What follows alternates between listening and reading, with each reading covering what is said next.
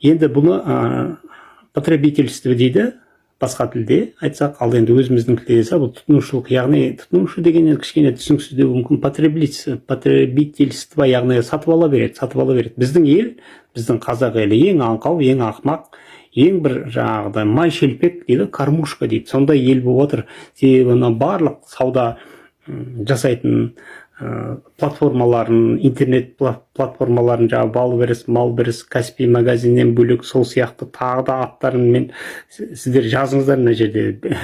Біздің халық о жағынан әлем чемпионы ғой, сатып алу жағынан ала береді. Керек па, керек емес па, керек па, керек емес, қарамайды, ол ала береді, сатып ала береді. Яғни біздің нағыз май шелпек, нағыз жем, нағыз кормушка, нағыз аңқау, ақмақ, жаңағы нағыз жем болатын, қор болатын, артында сол кредитке болса да ала беретін халық ең о жағынан төмен, ең нашар, ең надан, сауатсыз халық біздің халық болып тұр. Сондықтан барлық сауда площадкалары, сауда гиганттары, сауда платформалары біздің елге кіріп жатыр. Әлде де кіреді. Ол Валберестің 2-3-еуін атадым ғой, ол қалғандарын 20 шақтысы бар әлі. Мен атамаған. Одан әлі 20 емес 200 болады. Біздің елге барлығы тығылады. Неге? Біздің ел потребительство. Біздің ел бұның зардабы қайда? Зардабы бұл кредит. Кредит бұл құлдық.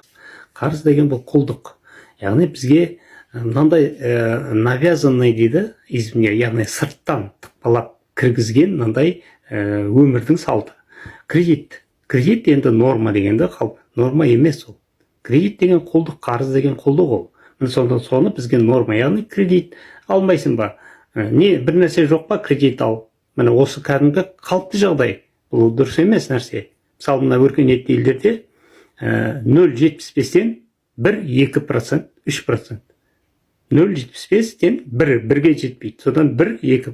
Соның өзін алмайды ғой. Неге? Ол бізде ақымақ емес біз. Өзім ақшам алам. Ақшам жоқ па, значит керек емес. Ақшам бар ма, алам. Жоқ па, жинайым. Сосын алам. А енді кредит, мен 1-2% төлеп, мен не ақымақпын ба дейді. Бізде ше 30, 40, 50, 100, 1000% ала береді. Микрокредитный организациялар 1000%-ға дейін көтереді. Ала береді. Міне, неге? Ол қаржылық сабат, не басқа. Сонда бұл қайдан келген?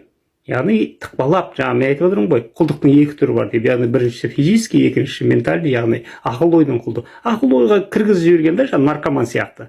Наркоманда мысалы, мейлі ойын құмар болсын, нашақор болсын, ол оны қанша ол түсіндір, қанша ай денсаулыққа зиян, ертең өлесің, бәрі